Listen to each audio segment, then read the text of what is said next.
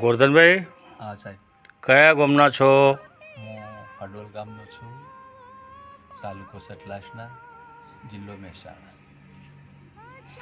તમે આશ્રમમાં શું કામ આવ્યા છો?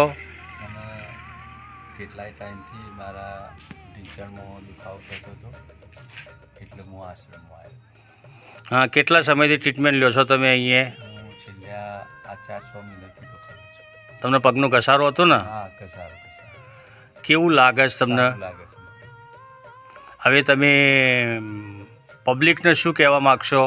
પબ્લિકને તો હું એવું કહેવા માગું છું કે આ અમૃતભાઈ અમારા ગામના વતની છે અને શનિદેવ આશ્રમ ચલાવે, બરાબર, પણ દવા કરતાં કસરતથી અમારું દુઃખ મટશે એવું મારું માનવું છે. અમને તમે કસરત કરીને બતાવો છો ને એટલે એનાથી અમારે ઘણું ફેર પડી જાય છે. પછી આપણી જે જડીબુટ્ટી રસ આવે છે, કેવો આવે છે આશ્રમનો? સારું આવે છે, એને માલિશ કરવાનું પણ સારું અને એનાથી અમારું દુઃખ દર્દ પણ મટી જાય છે. અમથી બેન આ વાત સાચી છે? સાચી વાત છે. આ દવાથી ઘણું ફેર પડે છે. દવાખાને જવાનું, ઓપરેશન કરવામાં જ અમે બસી ગયો. અમને ઘણો લાભ છે, ઘણો આરામ છે. અમે ચાલતો પણ બી થયો અને આશ્રમમાં આવીને અમે માલિશ કરીએ છીએ, કસરત કરીએ છીએ. એનાથી અમને બહુ જ ઘણું સારું છે. આશ્રમમાં કોઈ પૈસા લેવાય છે? ના, પૈસા નથી, 1 રૂપિયો નથી લેતા, સેવા કરે છે, બહુ જ સરસ છે.